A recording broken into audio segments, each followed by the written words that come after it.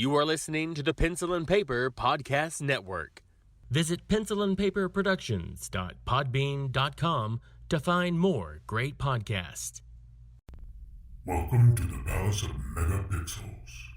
This is Super Mega Crash Brothers Turbo!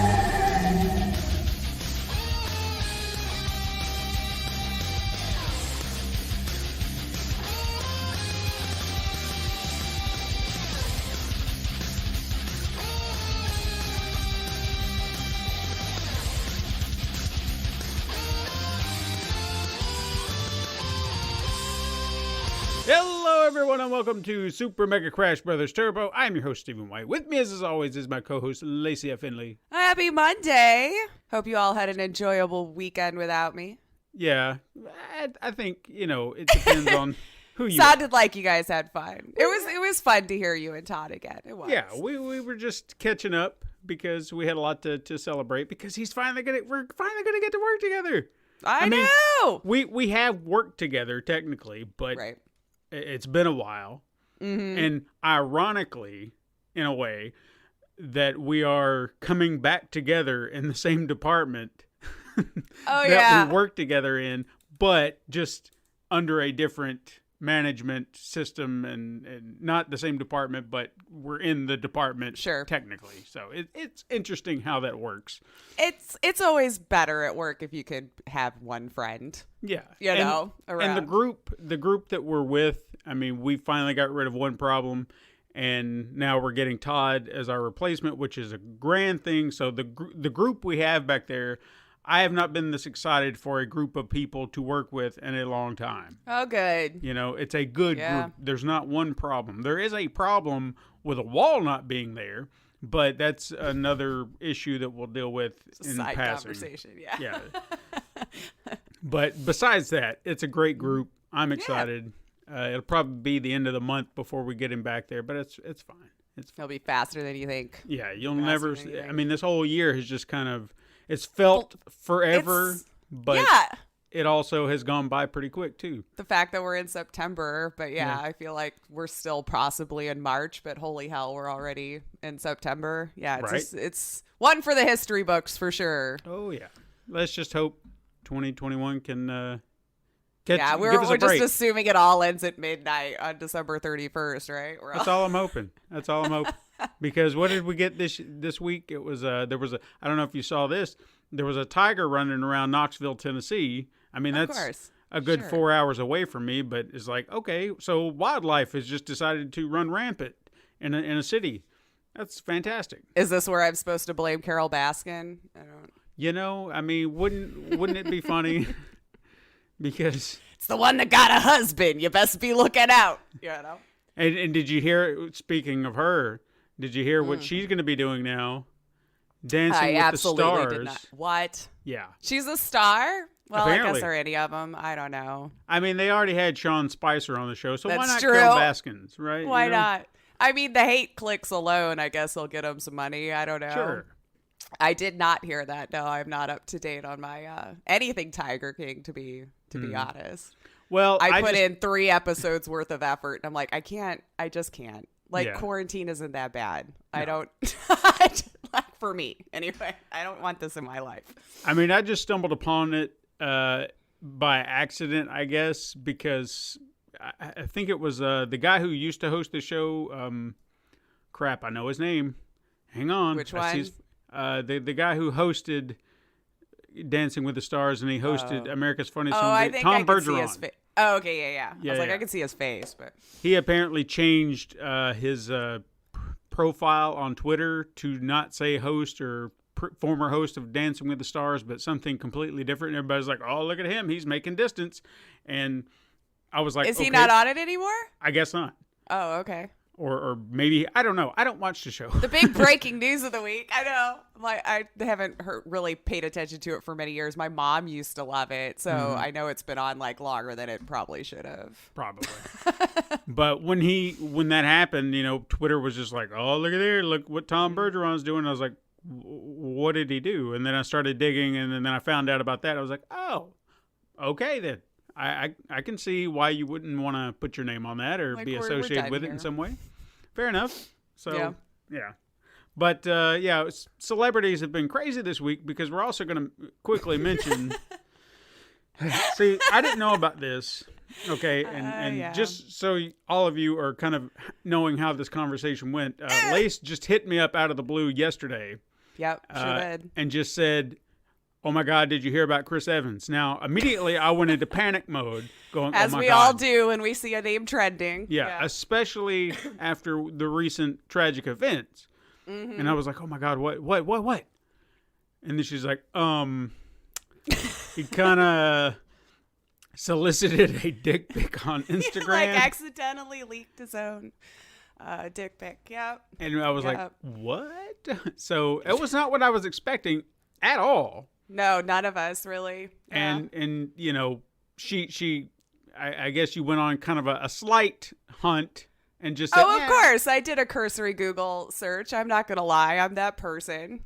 I totally was like, Google never works for me really well anyway, but you know, you search Chris Evans Instagram leak photo and like the pictures that came up, in my opinion, I'm like, any of those could be photoshopped. It's too much distance. It's probably been deleted. It's fine. And then some that I really wish I hadn't seen. There is just fan-made stuff everywhere. Let's just put it that way. So I hurt my own self really in the process. Mm-hmm. But Chris, you're very beloved in all communities. I'll just put that out there. Mm-hmm. But you see, even though she didn't find it, I thought I would share this information with my wife later on. And boy, did she find it. I'm still laughing at this whole situation. Yeah. It brought me so much joy. It People definitely are going to hate me on Twitter. I can feel it already. It definitely wasn't a situation, or we didn't expect it presented in the way that it was. Right. So it was like, oh, how would you miss that? I don't know. Apparently it was in a video. Mm-hmm. So now that I have seen what it is and knowing that it was a video, I don't think I would have ever known. I honestly, like, let's just say I followed his Instagram. I mean, I don't know that I would have noticed. Yeah. I really don't. It wasn't at all what I was thinking.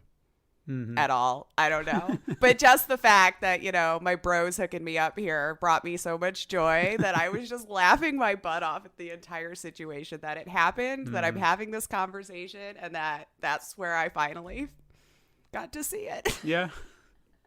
And I got to see it despite telling her earlier in the day, just, you know, if you do find it, keep it to yourself. I promised I wasn't going to share it. Right. You did, but somehow it flipped to me sharing it to you.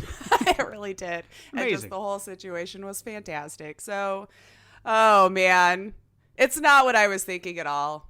And I think the curiosity got to me because everyone was just so flattering about it online. And I'm like, well, I mean, okay, then if it's this great, now I kind of am curious, you know, if everybody hadn't been so complimentary. I mean, it's a penis, you know, for the love of God, you know, like, I don't know why we got to lose our minds over it, but now I'm like, oh, God damn it. Now I want to. All right, where is it? You know? Right.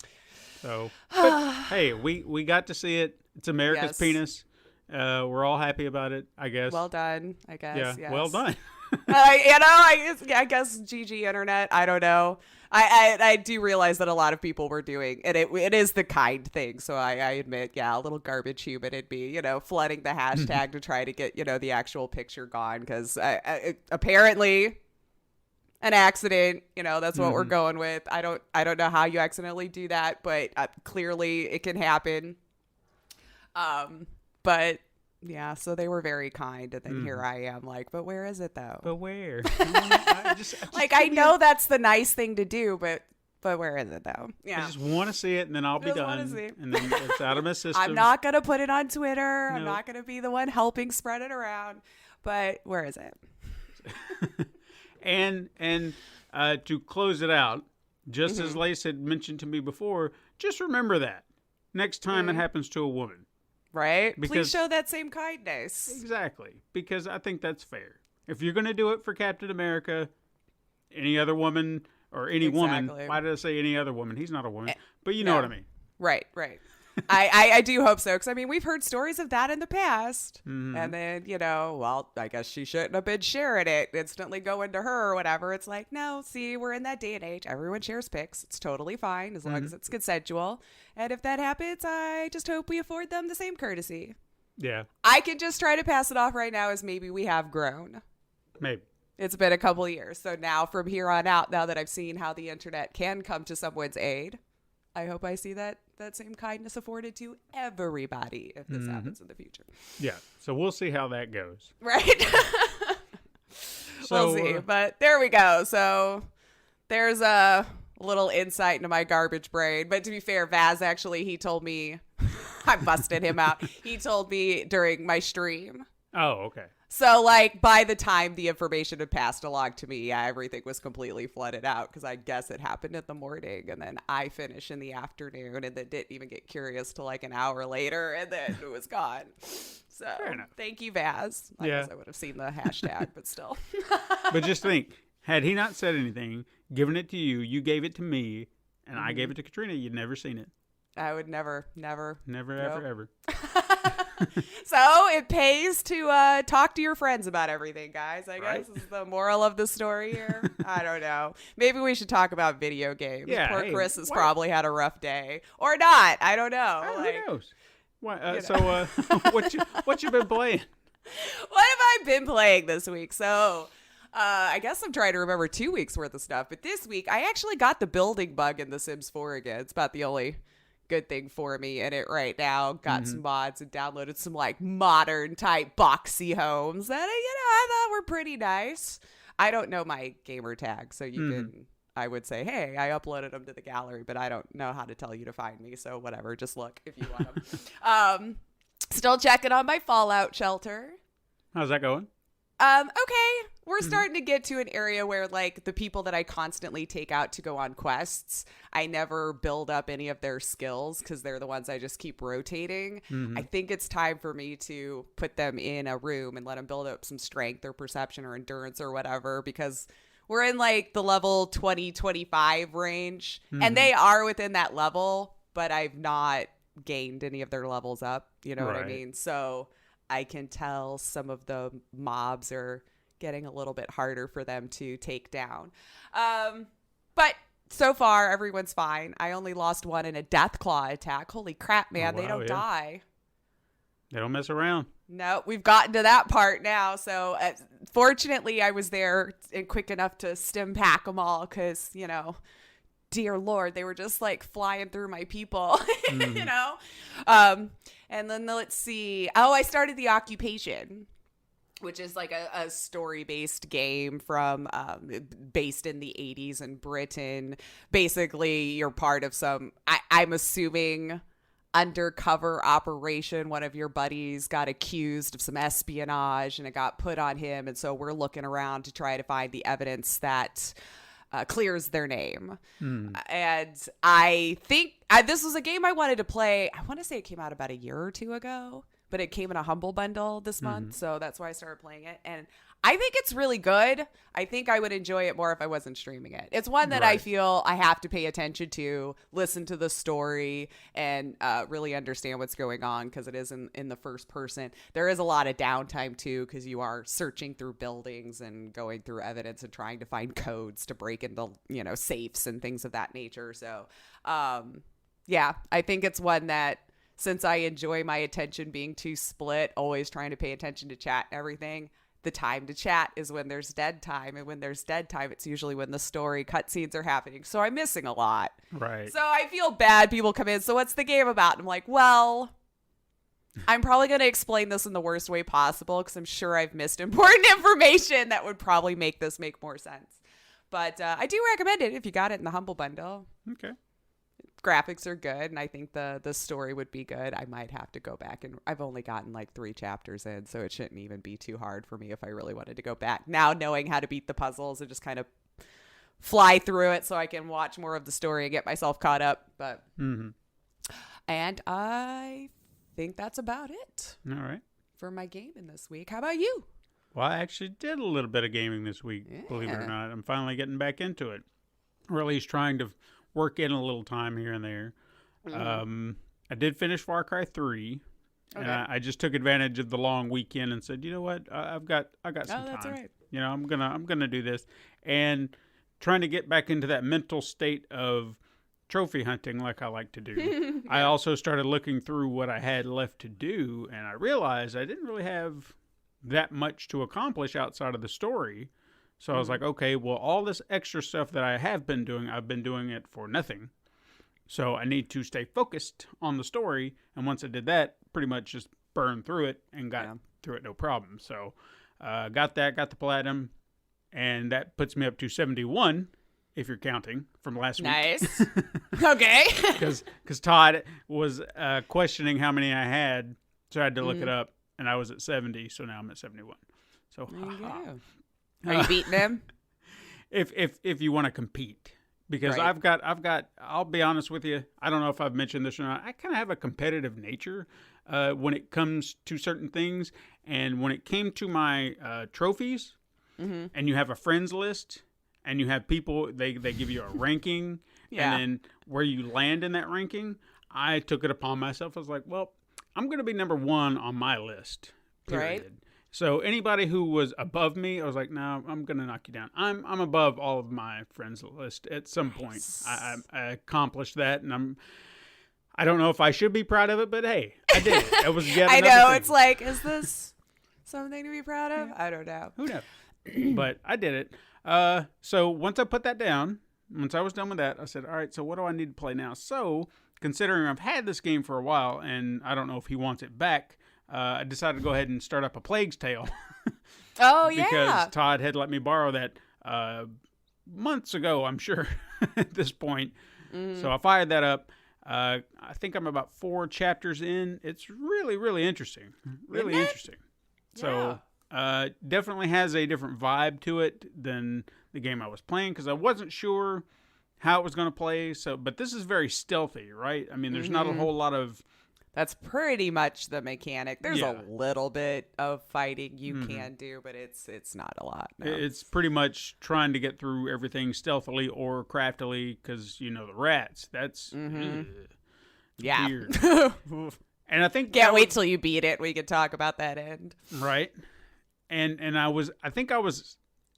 kind of made this assumption or this observation, I guess would be more the appropriate term, yesterday, is I think I appreciate that I don't have a life bar or anything like that. Like, if you just die, you die. So that, to me, says, okay, I've got to figure out how to get through this area in one piece.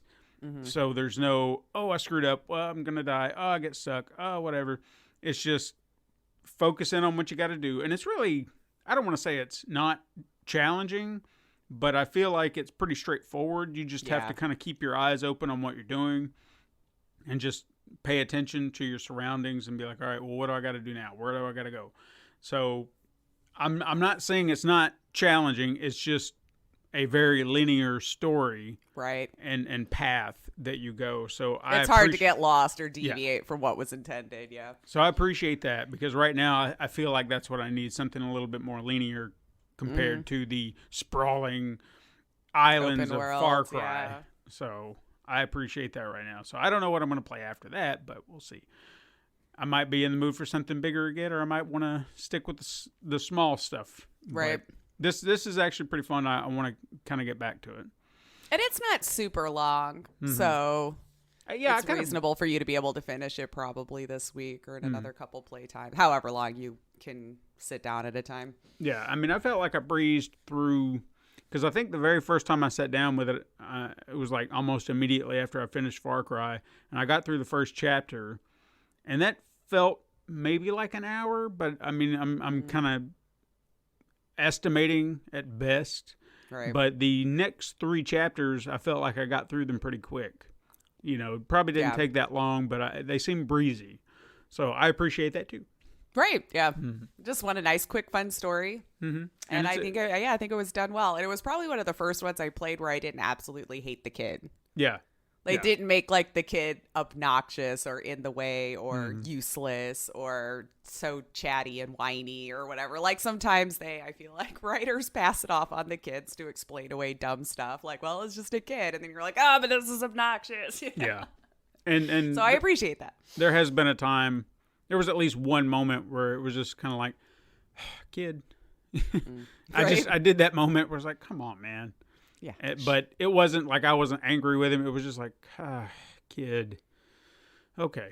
And then I just keep going. But hopefully it'll stay at that level. I don't want to be angry at the kid. I understand he's going I through felt a lot. like I got through it okay, and I have no patience for them. So Sure. I feel like you should be fine. Okay, fair enough. Like, I usually actively avoid those kind of situations, and even in TV shows. And it's not because I hate them. I just hate how they're always written. They're always the whitey complication for, like, really dumb stuff. And yeah, that's how kids are, but it doesn't entertain me. It annoys me. So I avoid it if I can. Like, it's just annoying to me. Hence why I opted out of the program, y'all. Fair enough. I get it. I did the same thing. Mm-hmm. I wouldn't like me then now either. Mm-hmm. Just saying. So what do you got for us at news? We do have a little bit of news, not a jam-packed week, but, these days it might be slowing down because we're gearing up for next-gen everything. So may as well just talk about that up at the top. Maybe some good news here. Xbox. Yeah? Yeah, we apparently there was a little bit of a leak that happened, and then Microsoft, or Xbox, I guess I should say, decided to, well, all right, let's just go ahead and confirm it now. So we have a release date, we have prices, and we have 2 consoles coming out, and I'm a gamer, and I'm having trouble determining what's going on here myself. So if you are an Xbox fan... I did spend a good portion of time having other people break this down for me since I've never played Xbox, and now we have One X, One S, Series X. I legitimately got a little confused what was coming out. So the Xbox Series S, which was apparently announced that they were working on, I say, in around 2018 or so. It must have been one of those rumors that, they're working on something. But it has been given a price and a release date, which is more powerful than the Xbox One, but not as powerful as the Series X. So kind of I hate to say budget build, because I want to say even the CPU power was about the same. It was just kind of landing in your hard drive space and things like that takes a little bit of a hit. So that one they announced would be $299. So if you are looking for a more powerful system, definitely a little bit more on the economical side, bam, they got 2 options for you. And then they also announced for the Series X, which we've already discussed at length with specs and everything like that. Everyone's probably very aware of what system they're in for, but they announced that at $499. You could start your pre-orders on September 22nd, and their release date, they said, was November 10th. So, hey, moves on to Sony. Apparently, they've got a showcase this week, which we will talk about a little bit later. And I'm assuming we're probably going to have to hear from them fairly soon because Xbox be making moves. And we had talked about this before. I think those prices are very reasonable. I want to say that's probably right around where all of us were kind of guessing in the first place. $499. Let's just talk about the Series X because that's the most comparable with the PS5, of course, right now. I was wondering, they were going to take a hit on the hardware. Yeah. And make it up in services, which probably most of us had already guessed. So there was a little bit of shift in the Game Pass for the next gen Xbox as well, which will now be $25 a month. And it would appear that they thought it was sweetening the pot. So this depends on who you are as an individual. But EA has teamed up with them to do EA Play at no extra charge. So, whether that's a yay or a nay for you about EA. So that's all kind of bundled. You'll be able to play those at no extra charge. So, yeah, Sony, I guess the move's on you. We're waiting to see. I kind of feel like they might do $5.99. I don't know why. You think so? I do. I think maybe, well, and maybe it's because I don't see a lot of they could surprise us on Wednesday. They might try to do the same thing or try to undercut by $50. I don't know. Yeah. But I still remember like the whole PS3 fiasco nonsense. Now, maybe they learned their lesson because they tried for $600 on the 3. Yeah, they did. Some of us might remember. And the Xbox, I think at the time was like $299. It was kind of a big gap difference, but I don't think they released right on top of each other but we don't know the release date for the PlayStation 5 yet. So it could be in November as well. Can't Yeah, I don't know. That's going to be kind of my guess. I feel like they're going to have to hit it right around there, but I'm thinking maybe $3.99 for the discless. Mm-hmm. Well, see, yeah, that's what I was going to kind of point out is since they don't really have a lesser powered, yeah. They have the same thing, but one is all digital, one has the disk drive. Mm-hmm. So where does that fall into the price cut that they're going to have to lay out? Because I'm still curious about this Series S machine. So will all games... Like, say some developer... think it's just you're not going to have the huge 4K and the ray tracing and stuff is the way it made it. Like, when people were breaking it down for me that I would assume are more in the know than I am by playing Xbox and all that kind of stuff. But some of the power was, like, about the same, but with the GPU and the hard drive is where it took the hit. So you may not get the 4K... but you're going to get all the other perks with it, which for me, 4K is not even that big of a deal, but like some people it might be. So it would be kind of in the sense of a PC where you can have a PC that can run a high quality or high end game, but maybe it just doesn't look as good over here on this system versus something that has a little bit more and you won't have nearly the space to house all of your stuff, right? Okay. Yeah. So because that was my concern is that if someone went and got the Series S because not only is it budget, but they weren't concerned about a few things, and then some developer went and made a game that like pushed everything to the limit, is that system going to be able to handle it? Supposedly it's supposed to. So it's supposed to be the next gen. So, you know. That's fair. If that's what's going to happen. You're going to have to take, I guess, a little bit of a hit for the money, but I mean, it's on you how much you can spend and what you're willing to put out there for it and everything. And then one just little side note, the Series S will only play Xbox One S versions of backwards compatible games. So whereas the X, supposedly at this point in time, we're told backwards compatibility via Xbox games. So the S will only do Xbox One S or newer. So maybe that's in it too. You don't get the full range of backwards compatibility as you do with the X. And I think that should be expected if you're going to budget your price range. I mean, you're going to lose a few features here and there. I mean, that's a given at any point nowadays. Right. With Sony, I feel like they have an opportunity to do something here that Xbox isn't.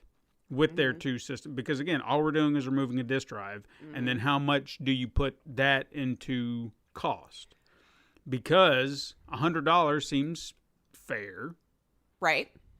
Seems fair, because that would, if you're saying diskless is $299. But I don't know. I mean, you're absolutely right. They do have an opportunity here to see. I mean, Microsoft's already got their. I mean, they're showing their cards. They're like, this is what we're doing. So is Sony going to say, okay, we're going to match that, or are we going to do it better? Because do they want to undercut everything by $100? Yeah. Because even if you look at the price gap between the S and the X, that's $200. That is, yeah. So, I mean, they could close that gap just a little and say, okay, PlayStation 5 is, or diskless matches at $399, but for, no, what was you said $499 is $299 for the Series S and $499 for the Series X. There you go. To make sure we're saying the right console. Your all digital could be $299. Yeah. And then you put your 5, you're with the disc, $399. That sounds like a hit. But it sounds like a huge hit. Yeah. But there you go. I mean, and then your services would probably have to be comparable monthly, because we don't know what kind of deal Sony's making too. I mean, Xbox, EA, kind of teaming up, which is why I felt like Sony would have to come out soon.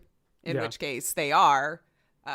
They're gonna want to start kind of putting those feelers out there and everything as well, so consumers can make their choice who they want to pre-order from right now. Yeah. Even though you already could with the PS5, I realized, but we still didn't have any information about what the cost would be or how many units and all that kind of stuff. So it's exciting times for consoles right now. You know, next gen's always kind of exciting. So the only thing that I feel like Sony's dropping the ball on, and I feel like they could find a way to fix this, is holding back the libraries of gamers, because I have, if I was to look through my system, like my Sony library of PlayStation games, I could see all my Vita games, PlayStation 3 games, PlayStation 4 games, all that I purchased digitally. Disc doesn't count, but I'm talking digitally. I have these in my library. They exist. But I cannot access them without the old console. Yeah. Why not come out with some form of emulator program, or even allow it through the PlayStation Now? You know, if you download PlayStation Now, any of these games are there for you to play. You don't have to pay for the service. These are your games. Right. Something like that. I don't know. I feel like, and not to say that I want to go back and play those games. But you might, and you paid for it, and you should be able to. Exactly. Yeah. They're my games. That's always been my fear with all of us moving to everything to all digital. It's just all that money that we're purchasing for something that we're never really going to fully own. Because if that service dies or goes away, all of it goes with it, you know? And to kind of piggyback off of that just a little bit, I have a confession to make on that.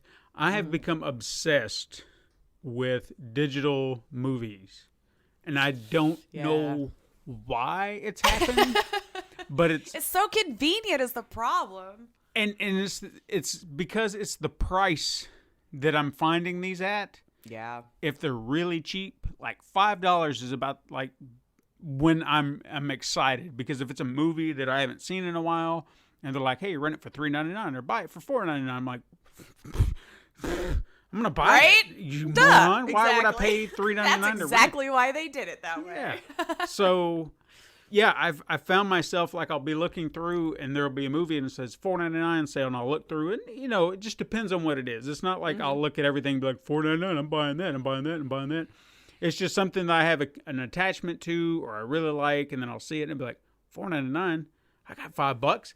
Bam! It's mine now. It's in my disc, and I could have it on my shelf. But it's a disc that I have to pop in the machine. But here, it's convenient. Oh, they love you. Yeah, it's convenient because it's there. Mm-hmm.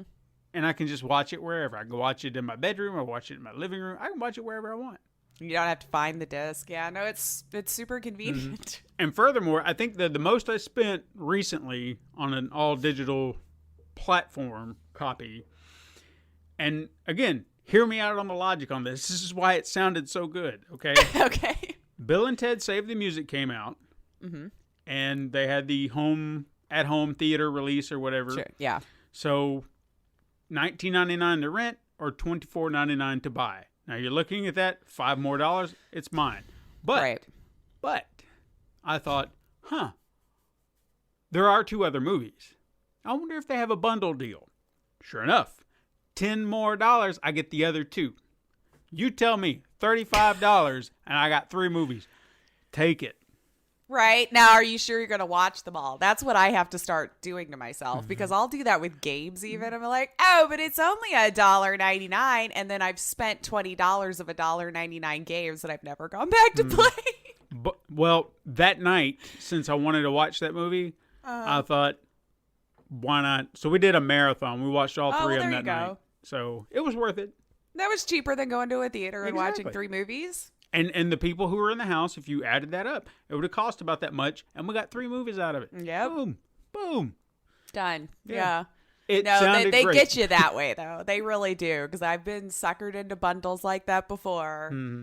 But I'm getting that extra, and then I never touch that extra. And I'm like, I could have just saved that $2 towards something else, you know? But see, I feel like with movies, it's a little bit different than games, because with film, I know that I'll come back to that movie at some point in time. Like, if I'm just, usually, like, if I'm going, you know, late night Saturday or something like that, and I'm in bed, and I'm just like, I want to watch something before I go to sleep, or maybe fall asleep too, I'll just scroll through my library and be like, oh, yeah, I kind of want to watch that again. And I'll just sit there and either pass out or watch the entire thing. Sometimes I've done that. Yeah. So I feel like that it adds a little bit more value with the movies than it does a game, because games, for sure, when I plop down $50, I'm just like, I'll play this one time for 30, 40 hours, and I probably will never touch it again. And it's a hard investment to kind of... it's an expensive hobby. Yeah, it is. Yeah. especially when you don't come back to it. Right. And I mean, you can still justify that 40 hours with $60. Sure. You know, by depending on how you value your time, I guess, and the way money goes. But yeah, I probably would have been suckered into it too, even if I had no desire to even watch the first two. I'd be like, but you know. And that's exactly what they want us to do, and it works. And it totally works, and here we are. And I guess the other thing too is that if I can find something I haven't seen in a while or seen it all, like one in particular that I plopped down $5 for because I was like, I've never seen this, I want to see it. $5.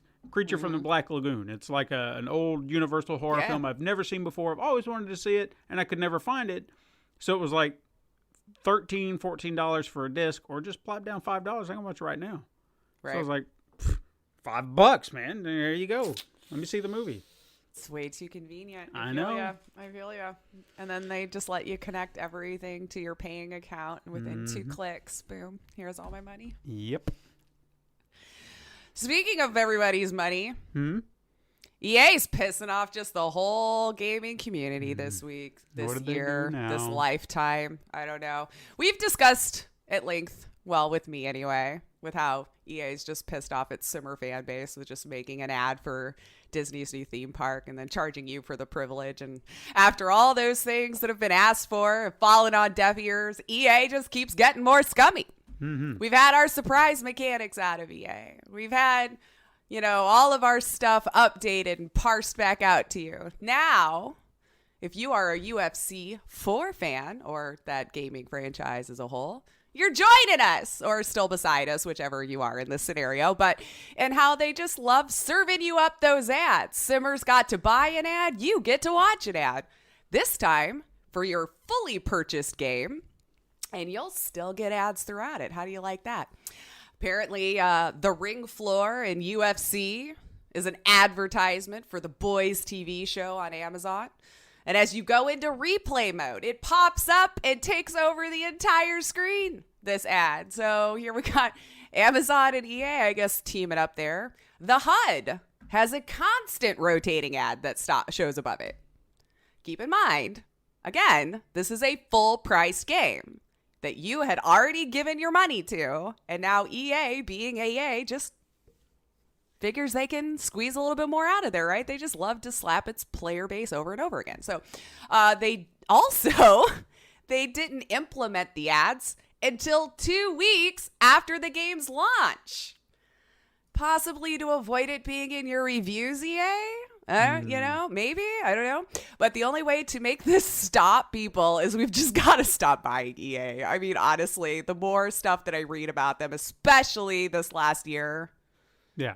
We've been complaining about EA for my entire lifetime, I feel like, but especially after this last year, there should just never be ads in a full price game. Like, we accept it with free to play games because they don't make money off of the game itself.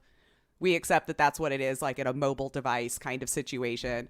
But there should just never be in a full price game. And then when EA microtransacts you to death, and then they're giving you these obtrusive ads for a full price game, it's a whole other level to me. And apparently, you know, they've added them in UFC 3.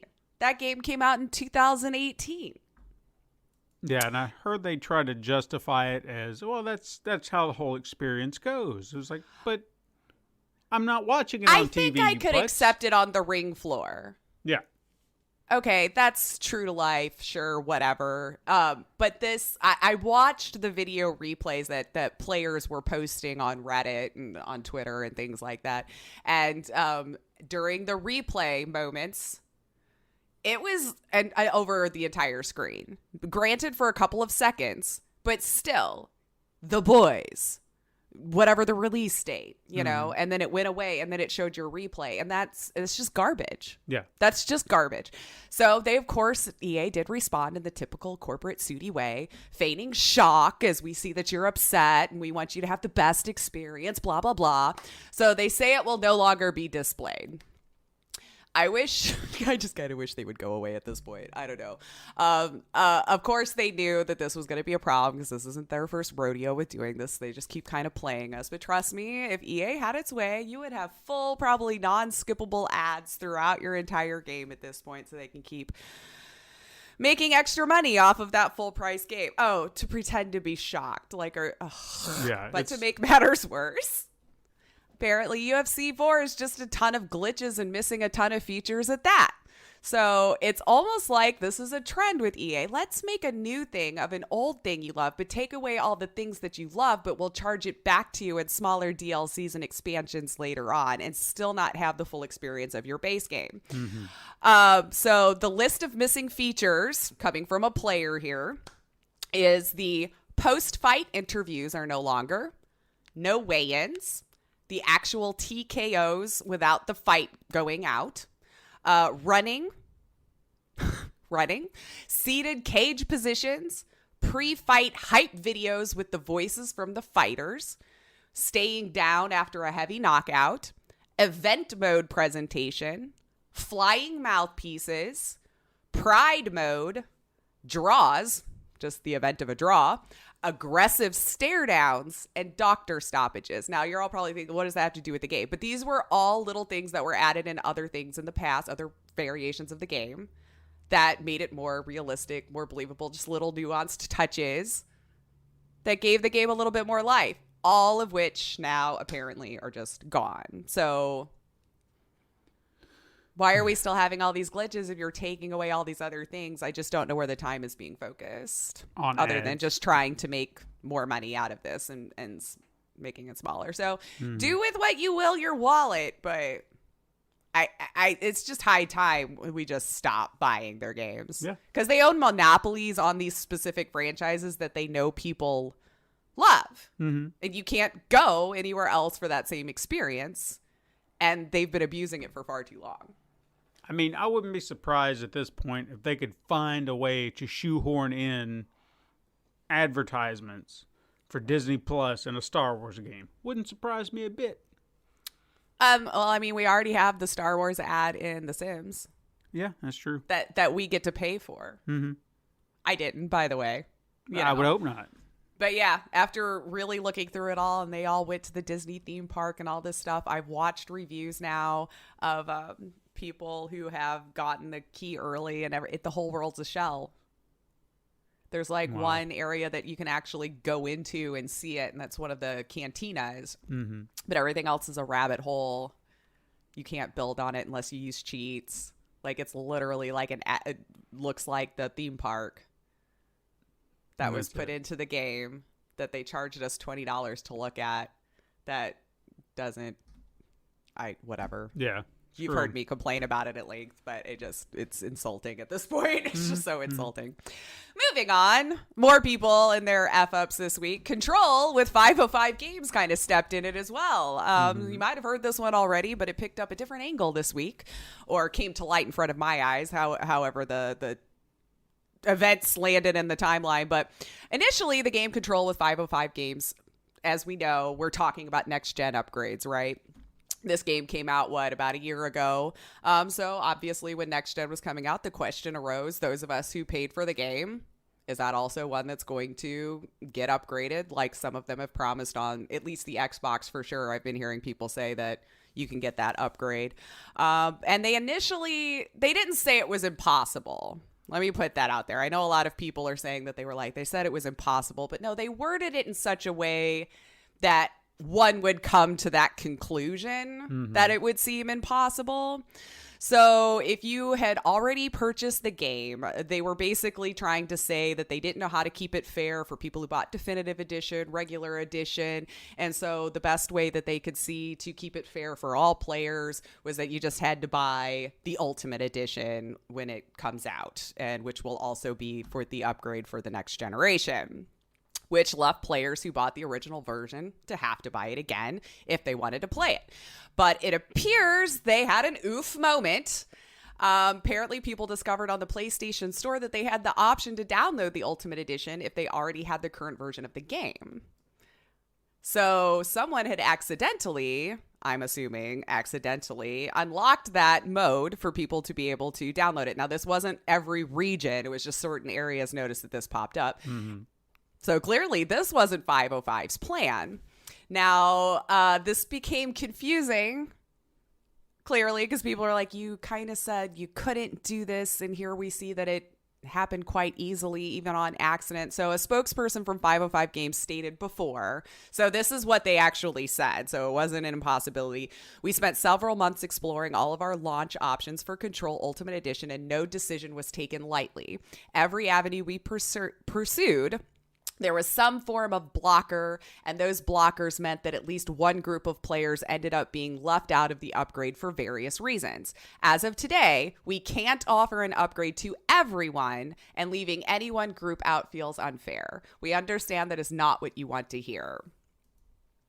So then, we kind of go on to see that necessarily wasn't the case. Now, I'm not going to claim to know how much all of this actually cost the developer and, trying to recoup costs, but it's been only a year, so I kind of feel like they were probably already working on this Ultimate Edition in conjunction. I could be totally wrong, but when I see like The Witcher 3 offering a free upgrade for a game that's been out forever, I don't know. Yeah. So kind of poopy. People are not feeling good about that one right now. So it just makes it look like they wanted to double dip is what it kind of looks like. Mm-hmm. I agree.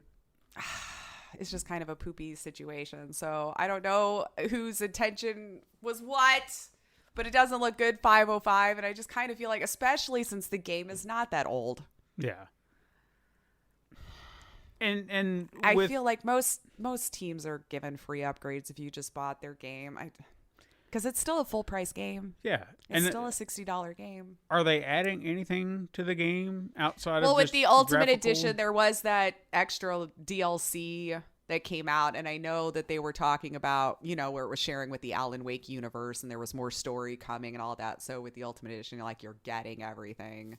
But so in this case, I could understand if someone bought just the regular game. And didn't buy the other stuff that would happen later on, then sure, they should have to, I guess, buy the extra stuff. But if somebody bought like the definitive edition, I feel like the upgrade so they could see it in 4K or whatever should be allowed. I don't know. So why not? I mean, this is just a model thinking out loud. As one of these people who are just after the money, why not offer the upgrade for anybody who wants it? And then offer the DLC as like a next-gen only DLC. Mm-hmm. That way you're kind of creating that barrier a little bit. That's your Ultimate Edition that you're trying to promote for the next gen. Be like, all right, anybody who has this game, hey, you can get a free upgrade. But we're also going to have a DLC that you can also purchase separately if you want it. And then that way everyone gets the upgrade if they want it, and everyone can have the DLC if they want it too, at their own cost, but they still get the upgrade. I feel like even if they would have just been like, it's $10 to upgrade, we would have probably still complained because people, again, just bought this game. But like, hell, even Nintendo did like $1 to $2 upgrades from Wii to Wii U if you wanted to play your games on their little joypad, or I don't even remember what the hell it was called. Yeah, I never had the U, so I don't remember, but I had a Wii, but yeah. They could have done that. So whether, if that wasn't the point, 505, unfortunately, that's the look. We'll see what they do. I guess the ball's in their court if they're going to get worn down and just do it, or if they're going to hold to their guns and say, no, you have to rebuy the game. And then it's up to us to decide what to do from there, And I feel like ultimately it's up to gamers to say no and not buy it. Just like the EA situation. If you don't like it, don't buy it. No one is forcing your hand here. Just don't do it. Show them that it bothers you. And just don't do it. And I think that's always the problem. Is like, we'll complain, but again, like I was saying, there's nowhere else that does a Madden. There's nowhere else that does a FIFA. So it's they just keep buying it anyway because they're like, damn it, I still want to play. But even though we know we're getting taken for, so we just got to hold strong. Mm-hmm. It's just, I'm sure the Maddens haven't changed that much over the last few years. What, a roster change or something? I'm sure you can play 219, 218, whatever, and have just as much fun. Yeah. This Absolutely. is coming from someone who's never played any of them, but I'm sure you still fire up some of them old ones. Hey, from what I've seen, have fun. From what I've seen outside of, like you said, the roster change, graphically, You probably have more features in your older versions. and graphically, they look about the same. Yeah. Nothing changes. Until the next there. gen comes out, I feel like most of them were all kind of, yeah. And I feel like you could still just like charge $5 even to change your roster out. Like that's how close they kind of look to me. But I know someone's like playing sports games, raising their fist at me right now. Like there's so much. Do you don't understand? And you're totally right. I don't. I don't. We're not that out there. We're not the people for that. No. Ubisoft Forward happened this week as well. It was kicked off, not during the event, of course, but before the event. Completely different from it. A video from CEO, and I can never say this guy's name right. I probably need to hear someone actually say it. Yves Guillemot? Yves Damn it. Guillemot. Okay, that guy. See, I've actually just recently figured out how to say it because How did you say it? Yves Guillemot. Yves Guillemot. Yeah. Yves Guillemot. Okay, that guy, the CEO. Anyway, he did an apology video for the internal issues that Ubisoft, of course, has faced this year, saying that certain employees did not uphold the company's values and promised improving itself in the future, which we have seen pieces of them correcting course. So I hope they stay on that course. Then they apologized for the raised fist symbol that they used in their mobile COD, saying that kind of oversight can't happen and they're putting safeguards into place to avoid it in the future. Again, hopefully so. We've seen people, exiting Ubisoft in light of the sexual misconduct. Again, with the likes of the chief creative officer, Sergei Hasquit, and Assassin's Creed Valhalla creative director, Ashraf Ismail. They both appear, they're gone. So some house cleaning was happening, but it doesn't appear that I've already forgotten what you said. Yves, gosh dang it, I'm such a jerk. Okay, that Yves has any intention of going anywhere, so he's staying put. Aside from that, there was a little criticism that he put out, the video in the way that they did instead of actually doing it at the beginning of the event where more eyes would have been on it. But outside of that, there you go. He put out an apology. Unfortunately, it did not go during the event where more people would have seen it, but here we are, be corporating, right? But on to the event itself. We did get a look at a few games that they've got coming out. Immortals Phoenix Rising, which I think was the Gods and Monsters. Like, it looks like it's kind of switched names there, but it's we got a release date of December 3rd. I heard it described as Breath of the Wild 2, and after hearing that comparison and watching the videos, yeah, I could see it. Okay. The color scheme, the text kind of looks the same. Even the puzzles kind of follow a similar format. But, I mean, it does look really pretty. If that was a game that you were excited for, it does still look like it's a lot of fun. The combat looked pretty unique with how they would kind of fly up in the air and have all of their combat being done there. And we now have a release date. So December 3rd. Okay. We'll be, if you are looking forward to that, you'll be playing Immortals Phoenix Rising. Then we saw a VR game called Far Cry Experience. Yeah. It just seemed like it was a one location experience, so it didn't sound like there was a lot going on there, but hey. There you go if you wanted a small VR Far Cry experience. Yeah. So we also got a little look at Sands of Time, which is the new Prince of Persia remake that they're doing, which is the first title created by Ubisoft India Studios. They said it's going to be right now a release date in January. It is a full-fledged remake of Prince of Persia, so if you were looking forward to it, it does look good. It looks like it had the return of some of the voice actors, too. I've heard a little kerfuffle over the graphics, that they don't look super serious. Yeah, I was with the going characters to say in the that. game. But I don't know the tone. Right. I didn't play the original. Like, I've watched videos and stuff, and to me it seemed fine in terms of the game itself, but I also realize I come from a place where graphics aren't the only thing I look for in my game, because I play plenty of games where the graphics are on the lower side, but oh my god, was amazing. Had so much fun, replay value. So understanding that's where I'm coming from. But the studio heads have said to expect even more polish once the game releases in January. So you can check out that trailer. They're very much saying we're not done. I don't know how much more could be, especially from here to January, but, give them time. Give them time. I mean, when I saw the trailer and they said, what was it, remake or like a total reboot. Yeah. I almost was wondering if I misunderstood because it was like it looked to me. I kind of thought maybe it was a remaster and they were just polishing it up because. Again, I don't really have anything to compare it to. I remember that game came out on the GameCube.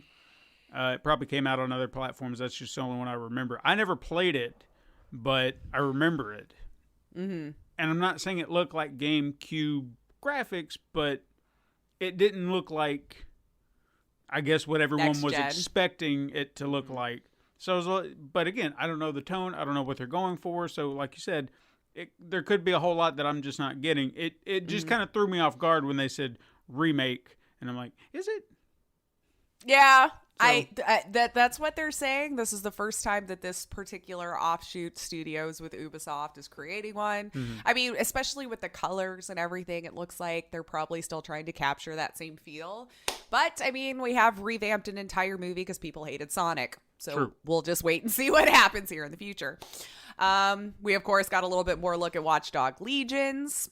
Still an end of October release date. But the big reveal in the showcase, if anybody was even excited, or you may or may not have been, the return of Agent Pierce.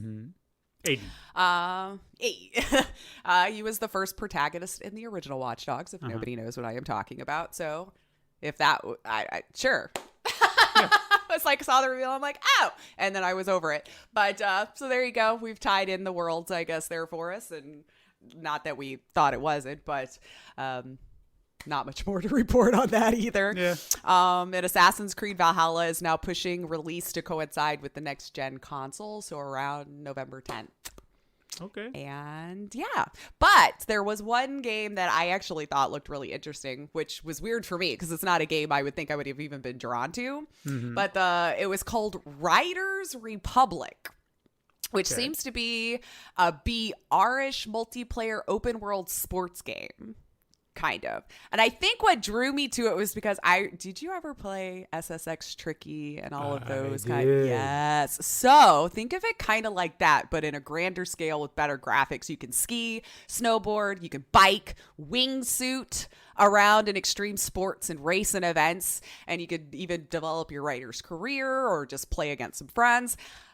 To me, just that aspect of it looked like a really good time. I would definitely go out and check the trailer. If you were a fan of SSX Tricky or any kind of extreme sports game like that, this one looks like a lot of fun. And it doesn't really look like it's hammering in the BR. It's just, if you want to participate in that, there's just like a whole mess of you doing ridiculous crap in the same world, trying to bike and race. And it actually looked kind of fun. Might have to look into that then. Yeah, okay. That was the only one that kind of stuck out to me. And I was like, oh, you know what? I could kill a few hours on that. So I would have to see how much it is. Because I don't usually get drawn to Ubisoft games. Not because I have anything against Ubisoft. It's just... Yeah. I don't play their games. But yeah. So that was basically the Ubisoft Forward as far as I could tell. You can go back and watch all those trailers if you missed them. If there was something I mentioned that you were like, I want to go check that out and see. Apple and Epic again... I'm not even going to hit too hard on this because it's starting to just seem like a children food fight at this point so much that I'm just kind of annoyed at the whole situation and can't wait for it to be over. But they filed a suit against Epic. This is just going to kind of be back and forth. I'm not even sure how many lawsuits are going on in just this particular two companies at this point. But it was another long to do TLDR fashion, if I can. It seems that Apple, in return, is trying to prove that Epic did, in fact, harm itself in this suit. Apple has banned Fortnite and Epic Games until August 2021. They're not even allowed to apply for anything for a year. Through the legal jargon, it seems that Epic was also trying to prove, because I think Epic's has a couple of suits now out. It was the original lawsuit, and then the, oh, hey, you can't take me off your website lawsuit, or no, you can't take off my div tools. I don't know. I feel like there's 5 of them floating around here. Regardless, Epic was trying to also prove that Apple was harming them financially, because they're losing a lot of money, whether we like the 30% or not. that's not the discussion here, because that, whether you like it or not, it is an industry standard. Heck, even in most cases, a retail standard as well. There's a lot of really good people that have broken this down and shown, and I've looked it up to make sure, like, even when you're buying stuff offline, like, there's a lot of those percentages add up to be about the same. So whether we like it or not, it doesn't really appear that Apple's gouging people unreasonably. Most stores do this. Right. Which, for some reason, Epic decided to try to make Apple that one big example of it and try to break down the norm here. But Apple has since said that there are many ways that people can still access Epic and Fortnite, and that them having banned them for blatantly breaking the contract and admitting as such that they aren't the end-all be-all for this fight. And it really isn't looking like Epic knew what they were getting themselves into as this is progressing, because they were the ones who broke the contract. Mm-hmm.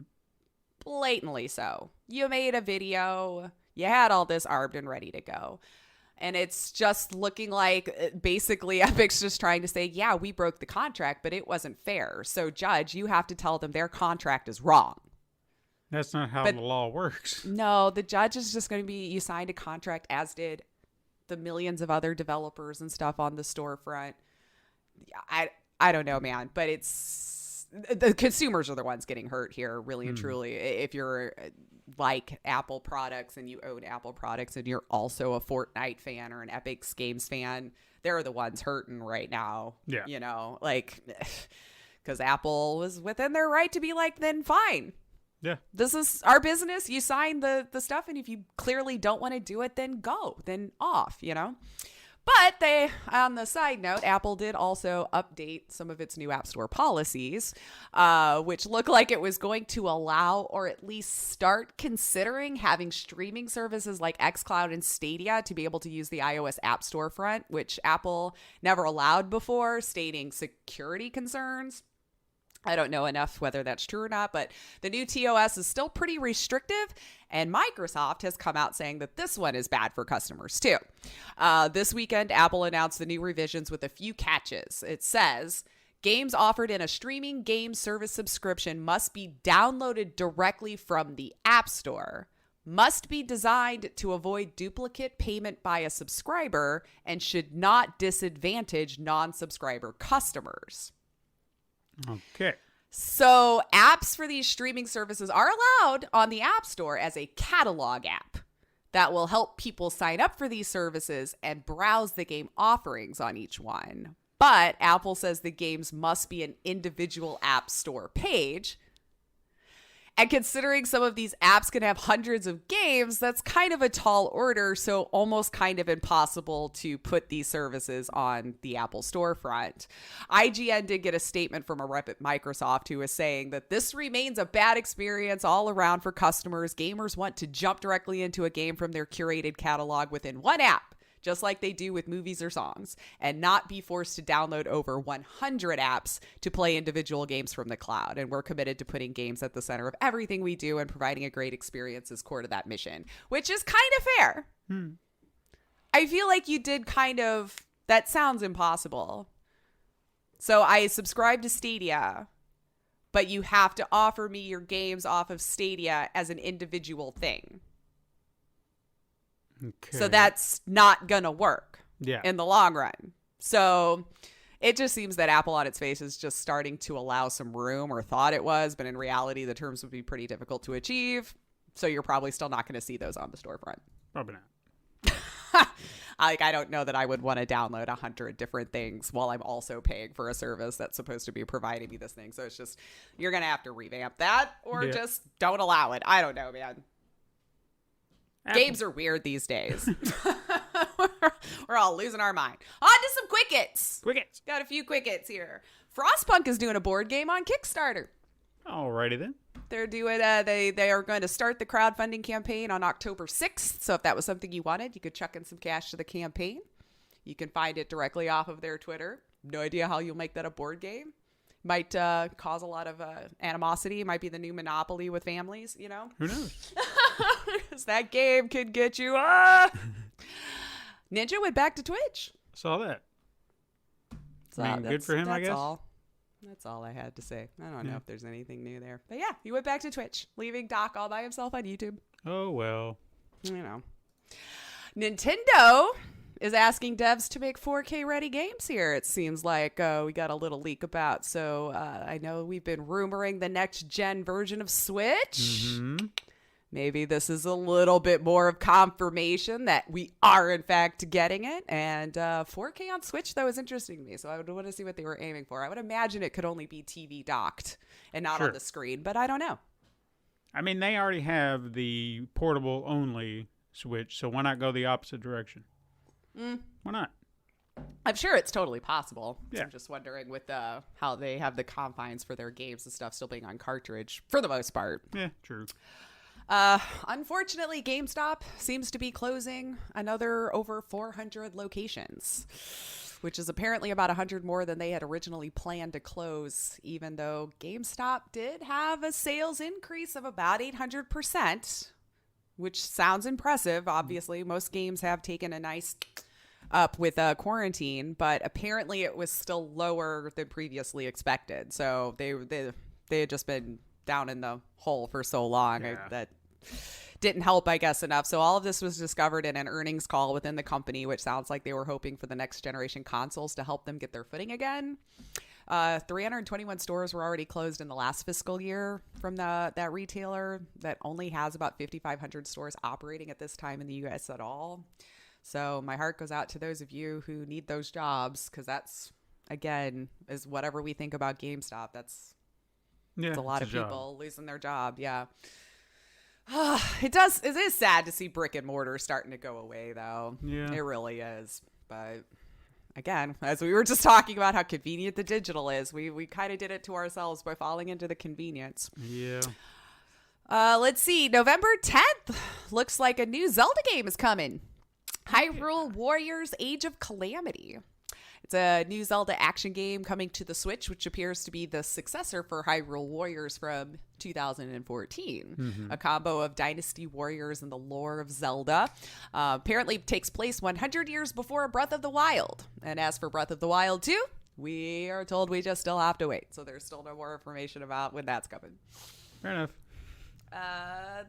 Valve confirmed us a Left 4 Dead 2 update. What? Is that like an old ass? I don't know. It was a long time ago. I remember when Left 4 Dead came out, and I want to say it was within the same year or so that Left 4 Dead 2 came out, because I thought it hilarious. I'm like, already a sequel? What? But it's called Left 4 Dead 2: The Last Stand. I didn't see any gameplay. It was just a trailer. But I really liked the first two, so I'm kind of here for it. I already know it's probably just going to be another version of War Hordes coming at me, and I am okay with that. Borderlands 3 announced its next-gen features. Some coming to current gen as well, which includes 3 and 4 player split screen mode, 4K 60 frames per second in single player mode, and above all, free to current owners. Ooh, see, you just got slammed. That's how you do it. That's how you do it right there, 505. Looking at you. I got one truth or trash for you. Oh, okay. This one we're going to find out pretty soon, too. We have the PlayStation event that we said will be happening this week, Wednesday. We'll all be watching and waiting with bated breath.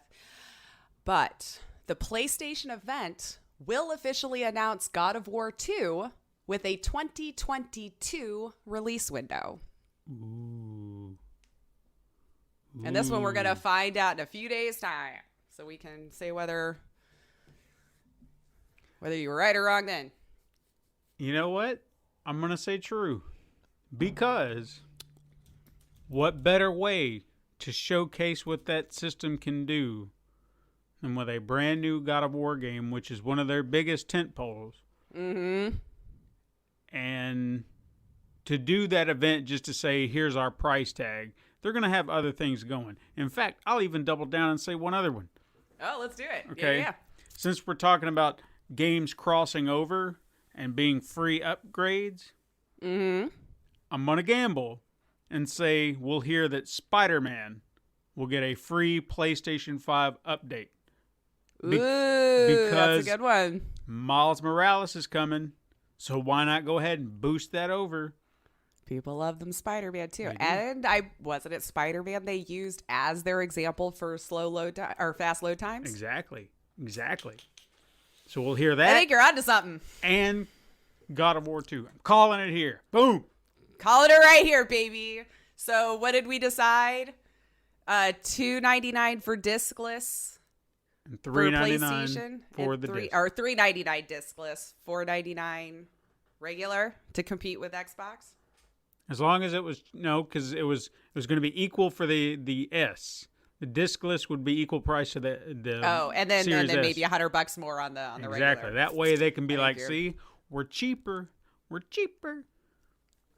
But you want the full version. Mm-hmm. I could see that. I still even think if they hit that sweet spot of like $3.99 with the discless, because for $100 more, you're not taking a hit on anything. Right. With the only not having the disc drive, of Sure. course. So, and since we've already talked about how we're all digital anyway, that might be more attractive to you to just spend the $100 and get all of the graphics. I mean, in all honesty, I have been debating on this because it's a tough one, right? Because for me, I don't really buy disc games, but I do borrow them from Todd. So you're like, And therefore, if I take away that disc option, then I can't borrow his games anymore. And I'll have to buy these games versus borrowing.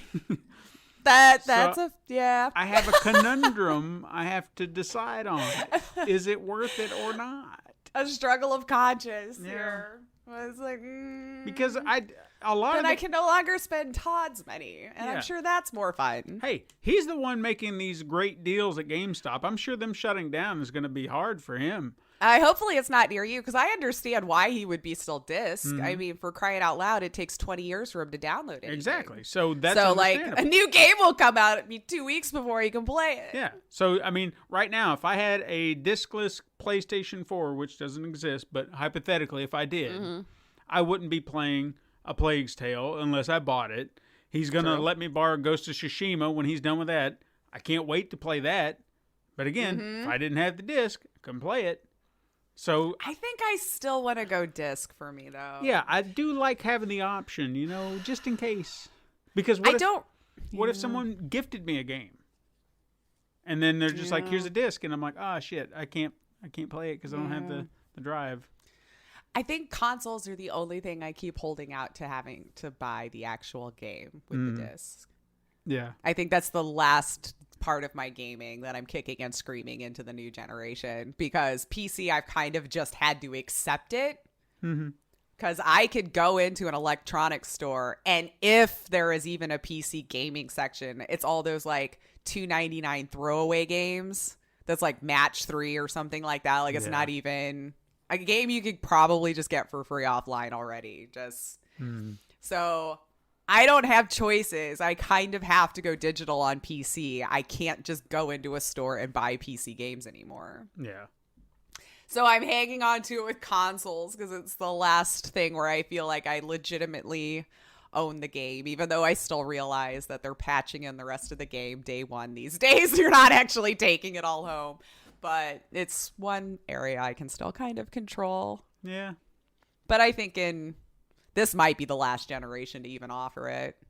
I'd say... Because we're already starting to offer both. I kind of feel like our sixth generation, whenever that is, 6-7 years down the line, we probably won't even offer it. I mean, you give it time, and I think physical media will dissipate. I mean, CDs. Does anyone even buy CDs anymore? Nope. Shoot, no, that died almost with MP3 players, and then now everything's streaming services. Yeah. Apple Music, Spotify, Google Play, But think about- Amazon has their own. Yeah. And think about that. Think about the convenience of that alone. All I have to do, if I want to hear the newest album and I have a subscription, I just go to find Search it and any listen to song. it. Boom, done. Yeah. It's that simple. I don't have to go to the store. I don't have to order it off of Amazon. This was our downfall. I'm telling you, man. Convenient. I'm telling you, we could get on a whole other conversation, but I'm telling you, we're doing this all damage to ourselves by We are. falling prey to all of this convenience. I know. We'll have to talk about that later. But anyway, so That's all I have. We have an exciting headliner. We do. Apparently, that I'm going to have explained to me. And then, as per usual, guys, I probably did it wrong. So let's see. Because every time he gives me homework and I do a thing and then he explains, he's like, I'm going to explain it live. And I'm like, damn it, that means I'm always wrong in how I do the thing. But let's see. hopefully everything that I gave you, because it's fairly simple. And I feel like this is something... Probably the info that I gave would probably be like, no, I wanted you to tell me this part. I'm like, well, damn it, I didn't. Well, we'll see.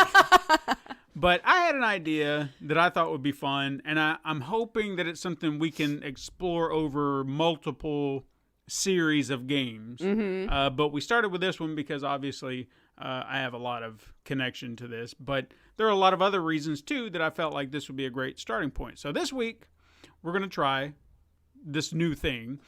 This will be a multi-part segment where we're going to review music from a video game series. Okay. And since Mega Man, I feel, in my opinion, personally has some of the best video game music ever put into a game, I felt appropriate that we start here.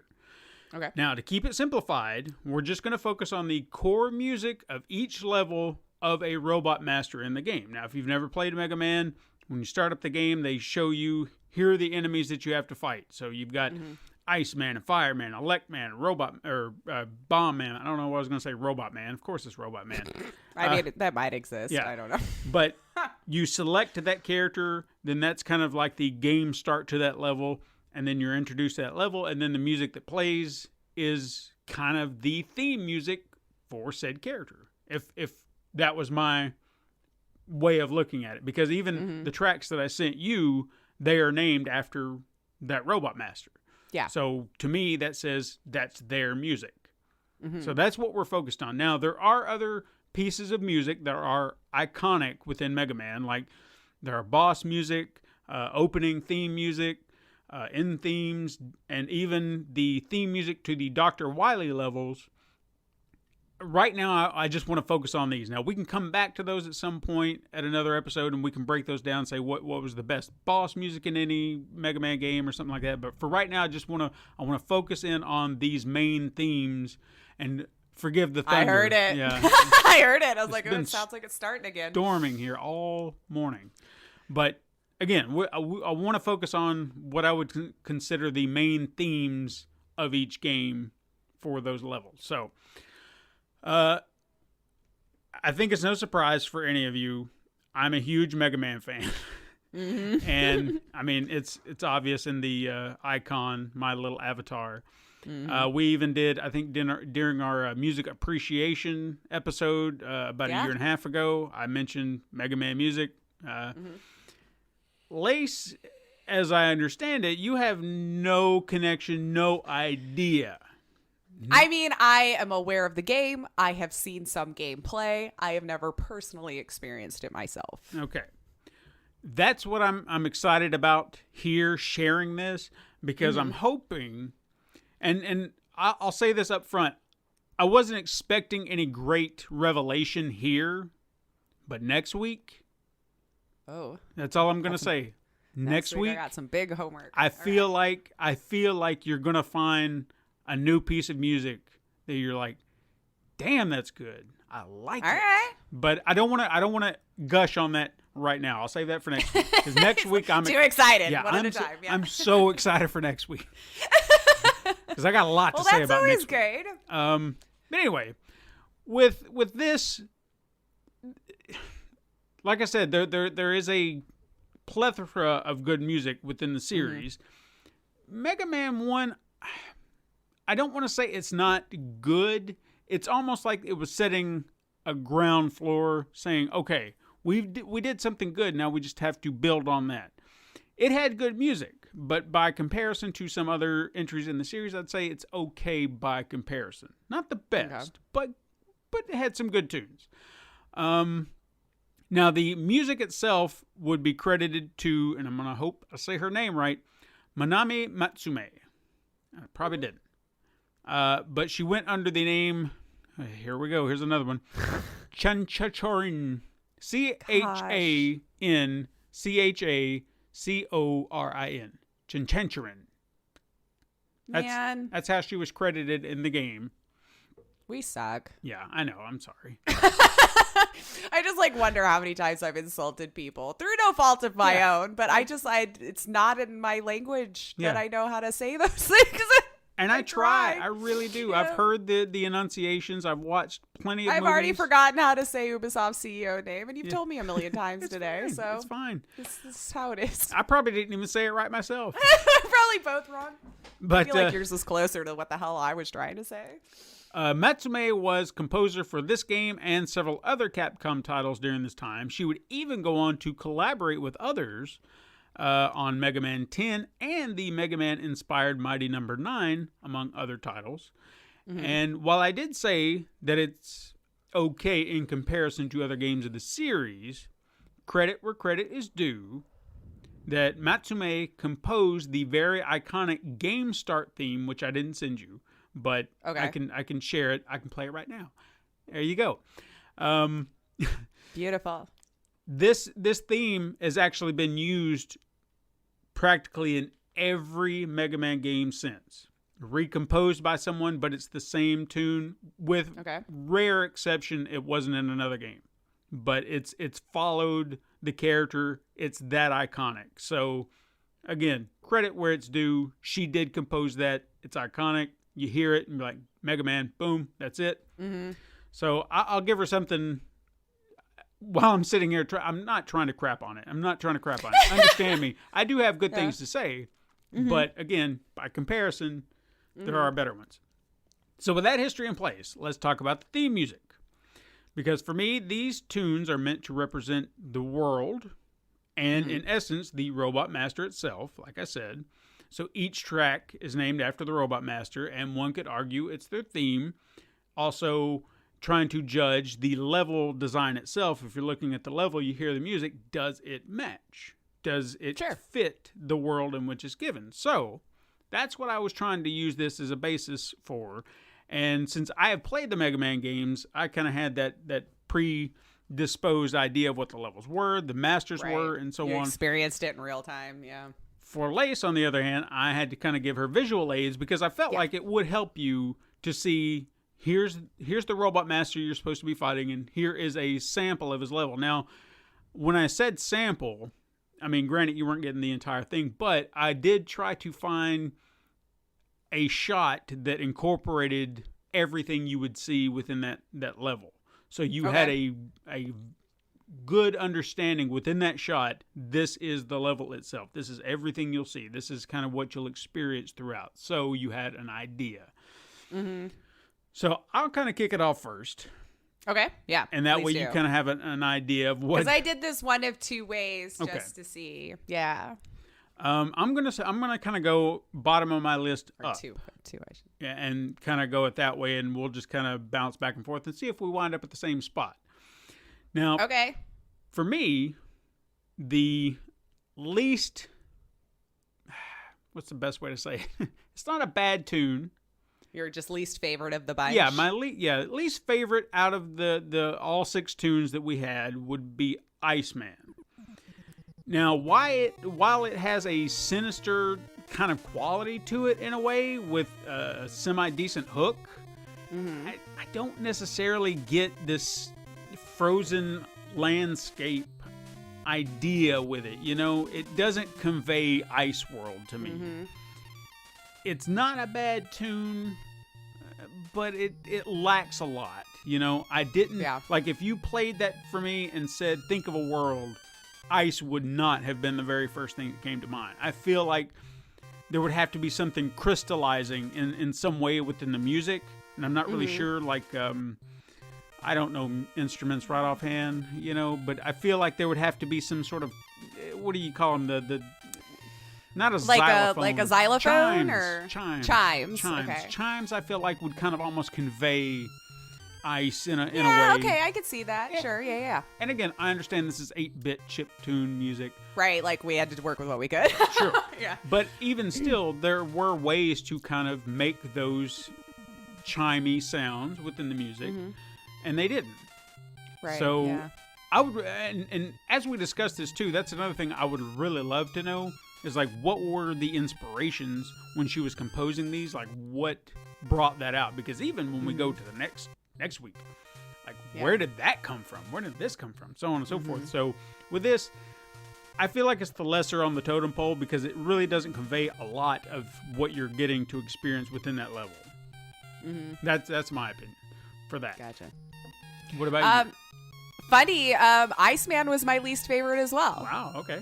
Yeah, like, so what I did initially was I listened to the music without looking at the visual aids. I just kind of wrote down what my feel for that music was first. Okay. And then went back and looked at the visual aid to see if way I felt without having seen it kind of matched up with what I saw. So that was kind of the approach that I took. So for me, it reeked underwater level. Like when I was just listening to the song itself, I have no idea why, but as it didn't have that moment where it would like speed up or slow down, you know, if you were losing air or whatever mechanic would be in an underwater level, like if they had been under there too long. But it was the... If that was the only mechanic used, I felt like that would have been what I was hearing if I was swimming. But a little bit of hero, like a little bit of like a hero feel and more fun and kind of carefree. Sure. So when I went back and, because I have to bring them back up now just to remind myself. So when I went back to Iceman and saw that, I was like, at first I thought maybe I was fairly close because it looked to be as if they were going into water. A little bit, yeah. But now that I know Iceman, I'm sure that's ice surface they could walk across. I'm not sure. No, there were actually water elements to it, but they were very, very few, like little puddles here and there that you saw. Like that was one spot where you go into the water and you're right back out. So okay. It wasn't. So I mean, yeah, okay. In fairness, so it kind of conveyed that a little. So, but it wasn't pervading. It wasn't like the pervading factor of that level. I wouldn't have instantly thought this was an ice world. Sure, but I did think underwater. Okay, that's interesting. That was an element because now thinking about it, I'm like, yeah. And you kind of do go underground at some point, sort of. You go underneath, and so the area, the flatland. All right, yeah. Maybe there was an element to it I didn't think about. Okay, fair enough. So maybe me listening to it first and trying to collect my thoughts that way, I thought might be the more interesting approach to see if it landed.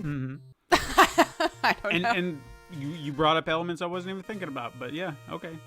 That could be where some of that inspiration came from. Underwater, underground. Okay.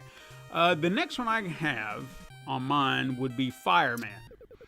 Now, there is something within the tune that kind of has this fire in the tune. Like it's meant to just seem, angry and mean and hot.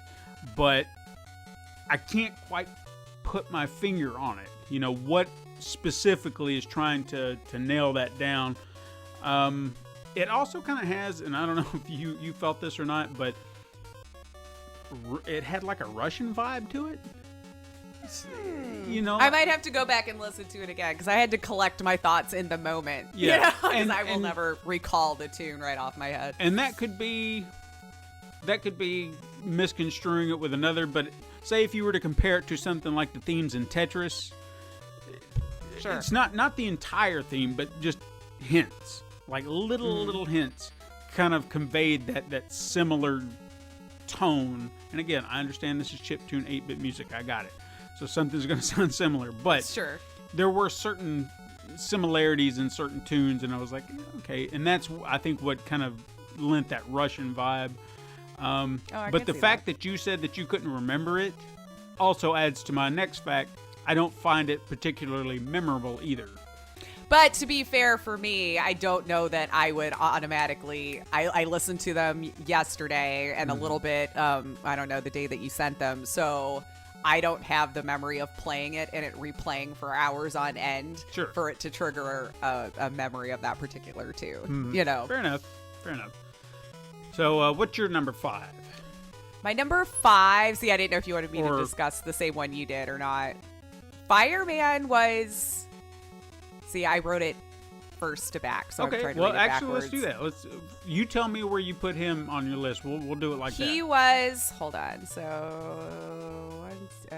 1, I'm counting it down because I don't want to give it away right away because I wrote down I would choose as stupid instead of me just numbering it. 1, 2, 3, 4, 5, 6. We had 6 songs, right? Uh-huh. So he was 1, 2, 3. He was 4 on my list. Okay, so not far off. No, not far off. But for me, it felt like a chase scene level. Okay. Very runner level, like escaping the threat as opposed to facing it head on kind of level when I listened to it without looking at the video, or not the video, the picture that you gave me first. Yeah. So that was the vibe I got, like, oop, the threat's just always right back there and you've got to duck and dodge and move and go fast and try to jump over all of these things in a quick time before it catches you was the feeling that I got. Yeah. So when I went back and looked at it, I thought maybe I could be kind of close, but I mean, in platformers, it's probably always kind of like you're chasing or running away or whatever. Right. You only went left or right, up and down, I guess, in some cases. So I don't know that me looking at it and the music that I would have come to that conclusion right away for myself personally. Right. For Fire, for, that. But the sense of urgency, sure. Yeah, absolutely. Yeah. Yeah, I could see that. That was actually where my mindset was going when you were kind of describing what you were feeling, urgency, because you're in this hot environment, the heat, the constant fear of death because the lava, Right. instantaneous death. So yeah, I could see that. Urgency. Okay, good. Now, considering that was your number 4, I'm curious to know what your number 5 was based on mine to see if we just flip-flopped. Because Cutman, that's right. Oh my God, this is fantastic. I love this. So my number 4 was Cutman. So that was my number 5. So we just kind of flip-flopped a little bit. Flip-flopped those That's two, beautiful. Yeah. For me, Cutman, I always kind of felt like it was the very first tune that I heard in the game every single time I played it. Because if I'm not mistaken, with Mega Man games, one thing to keep in mind is each boss has a weakness.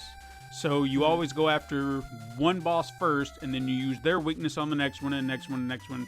Kind of like rock, paper, scissors in a manner of speaking. So you just find their weakness, you utilize that. So Cutman was always the one I went to first because he was kind of my starter. So his theme was always the very first one I always remember hearing when I'd play the game. I felt like it had like a very Latin flavor. Like, I could see someone kind of doing a tango to this tune in a way, And I'm really, really not sure what would have inspired that approach. Because if you look at the layout of the level, it doesn't convey anything but something more industrial. Well, not even really industrial. But I guess maybe, in a sense. It's just kind of... I don't know. It's just, it doesn't scream the music that goes along with it. But that said, I do find it memorable, a little bit more memorable to me than that. But that also is because first level, it's always what I remember being the first tune that gets played when I play the game. So that could be why it's a little bit more memorable than Fireman. Yeah, this one was another way that it felt very fast-paced. Like maybe a little bit more of a curiosity. So like a good level for collecting things or general getting just through the obstacles kind of level. Although I am the type to turn music down. Yeah. A lot of games, if I play it constant, because any repetitive noise just kind of starts to weigh on my nerves regardless of how good the songs are. But then when I was going back to look at it, I kind of agree that I didn't feel like it fit as well. I feel like it could have been more of a techie vibe. I guess maybe like it looks like shears on his head. Yeah. Cutman, I don't know how I would convey that. Maybe even more of a sharper tone. I don't know how he attacks to the shears. Yeah, he takes them off and chucks them at you. Yeah. Like maybe some sort of effect like that, but it felt more like this is more of a curiosity kind of discovery exploration kind of area. And then went back and looked at it. I'm like, well, all right, I guess. I don't know in the moment if I was playing if I would have thought anything different, but experimenting with hearing it beforehand before I know what it's applied to was interesting. Yeah. It was interesting. Did it fit the feel that I had initially without knowing it? So, yeah. It just felt like it was a little bit maybe slower for what it looked like it might be conveying in the game itself at the time. I do like your approach to it. I think that actually works in this regard because I'm very familiar with it and you are not. So you can kind of get a different vibe out of it, hearing it prior to seeing what is supposed to be there, and then you see what's there, and then you just kind of build off of that. I like your approach. So you've done, good. So fantastic. I did good ones. Keep that up. Yay. Keep that up for future installments. Perfect. So my number 3, and I'm getting excited now just seeing how our first 3 went. How we're lining up. I hope we don't screw up the because first I really three. want to know if we lined up the rest of the way. Okay. Or even slightly close, because even having those two flip-flop, that's still good. Could have been very easily negotiable. Yeah. Either way. Yeah. My number 3 is Bomb Man. Based on his surroundings, if you look at the layout of Bomb Man, it kind of has a cityscape-esque look to it, like you're supposed to be in a city of sorts, and you're making your way through. So the tune kind of has this adventurous nature to it, heroic, if you will. So I feel like it just worked with the surrounding, despite who the character is, Bomb Man. I really don't know how you could have made his tune, pardon the pun, bombastic, which seems like it would have fit a little bit more with the character. But I do feel like within the cityscape that they seem to have built, it does fit. So it's hard to say whether or not I don't feel like it fits with Bomb Man, but it fits perfectly within the world they set it in. And it probably was early on. I won't say now, but I always remember this one being one of my favorite levels as a kid. Feels like a lot of my taste. I'll even mention this next week. They've evolved a little bit over time, you know. Yeah. So I have more appreciation for certain things and elements, and As you do when you get old. yeah. So, but no, I have a little fondness for this one, but not my top. But it's a good level, good music playthrough, and just maybe needs a little bit more boom boom to it. If you will. Again, pardon the puns. to put that out there, right? So where is your Bomb Man?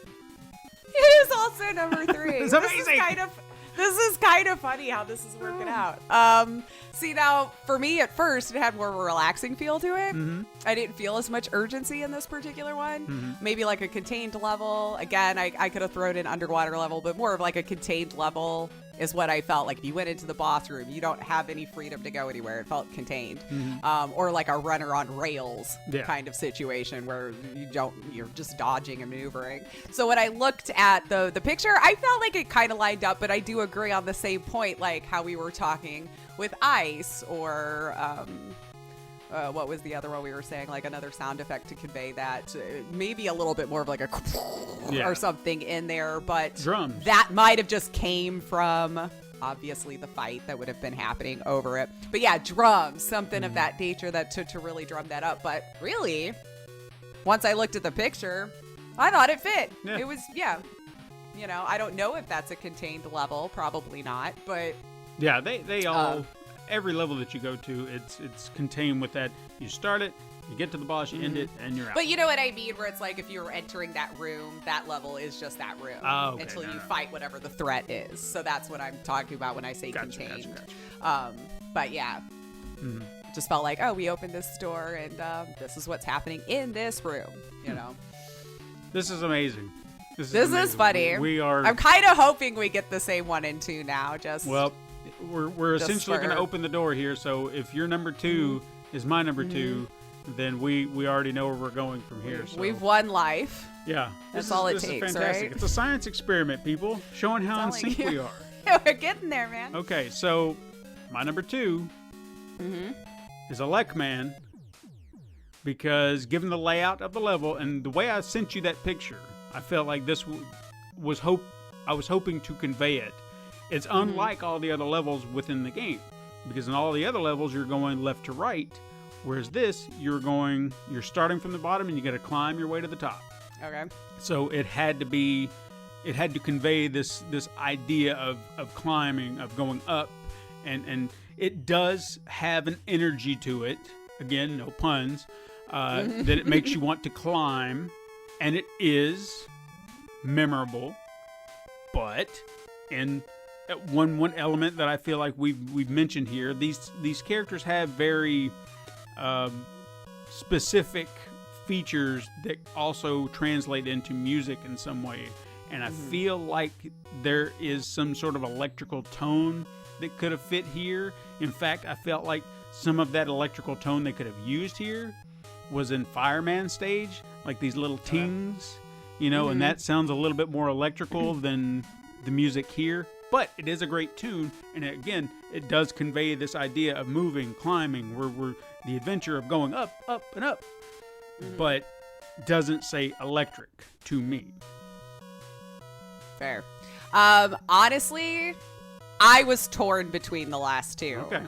Elecman and Gutsman. Like, I even wrote it would be hard for me to decide between these two because they were my favorite. But under duress, Gutsman was my number 2. Fair enough. Okay. And Elecman was my number 1. So with Elecman, since we were talking about it, because it felt very happy. Almost, again, like another hero music. Want me to feel comfy and happy-go-lucky in this one, you know? It didn't make me feel like there was a threat. Almost like I would hear in a cutscene montage or something, you know? Like, everything's fine. Look at us doing well, you know? So I think the reason why I was torn between those and why, you know, Elecman was my number 1, I think it was just because it was the most happiest little boppy tune for me that I probably could just listen to regardless of playing the game. Now, when I looked at the picture, I don't know that I made the two connections as well, but like if you're climbing, he's electric, you know. Yeah. All right, yeah, I can see that being the more happy-go-lucky version of this one. So that was why he was number 1 for me. I think the tune just was yeah, all right, you know. And yeah, I mean, I was trying to narrow these down, trying to figure out which one did it for me, and I guess the reason Gutsman hit my number 1 is because I felt like everything about the tune hit the nail on the head, because it has this very metallic, menacing sound to it. Yeah. And within the confines of a construction zone aesthetic, it just fit. And then you look at Gutsman himself, and he's just this big, robust, you know, robot. Yeah. Just gonna, you know, destroy you. It all works. It all fits the construct of what this level's supposed to be, the character's supposed to be, and I felt like it was the right meld of all of these elements together, and we get Gutsman. That's why I gave him my number 1. And that's fair. Like I said, I literally wrote down, if you were putting a gun to my head, basically, this is who I would choose. But I agree. This made me feel like a boss fight, though. A darker, more somber tone to it. But it had the quick moments in it to drive a little bit more urgency in certain situations, you know. So, yeah. And then after looking at it, I feel like that did encompass what was going on. I probably could have a much better idea if I had played through one of the levels and just got maybe a feel for what was going on. But I've seen enough of the gameplay that by seeing it, I felt like I could make a pretty educated guess on how it would play out. But yeah, the darker, more somber tone with just enough quickness in certain moments to want to keep you moving, or however it seeps in subconsciously when you're actually focusing on a game, you know? Right. So yeah, you're right. I think it fit what I'm seeing here quite well. Wonderful. Yeah. Okay. So we were pretty close. Yeah, this is an amazing experiment. That's what I'm going to call it, because this was, you had no idea, I had all the ideas, and I wanted to see where we'd kind of come up together, and I say we essentially came very close. I mean, we didn't really have any, despite 2 flip-flops, but even that is questionable, because we're just saying, was this one as good? I don't know. I kind of put this one here. Well, I kind of went this way, but it wasn't like so far. 1 and 2, I definitely did go back and forth on quite a bit. So I was just like, yeah, the happy-go-lucky. I'm just gonna have to put that one first, and then. So I'm really anxious to see what happens next week. Yeah, next week. Because, like I said, from here on out we go up to 8. So they added 2 extra, and I don't want to say a lot, but the music next week. If you don't have a new favorite tune out of next week, I'm going to be a little surprised, because I don't want to say too much now. I'll save it for next week, because I've got a lot to say about next week's. And the music, it'll blow your mind in a way, I think.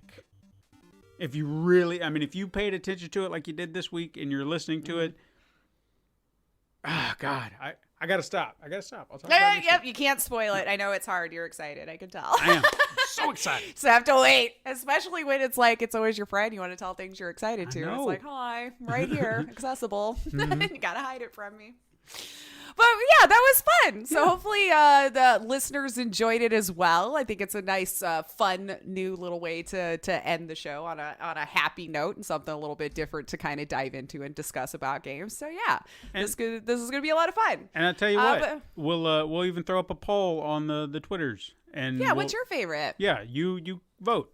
If you've never heard it, go look it up because it's got to be on YouTube somewhere. Listen to the music and tell us which is your favorite, and we'll take a look, and hopefully we'll actually have a poll number next week. we can read it off. We won't be able to have 6 options, but we can figure it out. Maybe a top 4 or something like that for y'all.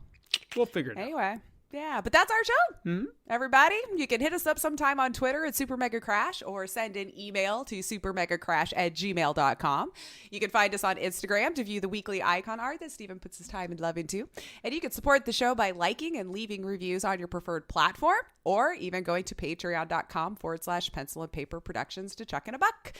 And you can see Super Mega Crash Adventures early if you do that. Just saying. You can tell your friends to find us on Pencil and Paper Podcast Network or Super Mega Crash Brothers Turbo, found on Apple Podcasts, Podbean, Spotify, Google Play, Stitcher, iHeartRadio, Pandora, and even youtube.com/Pencil Paper Productions.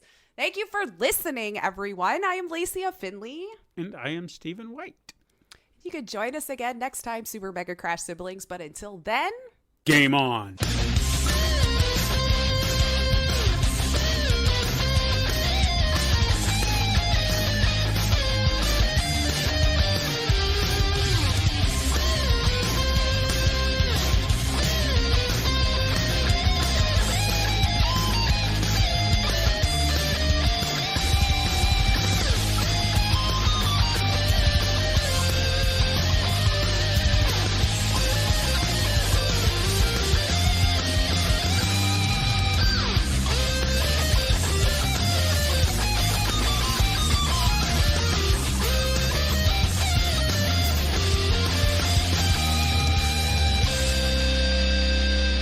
This has been a Pencil and Paper Podcast Network production.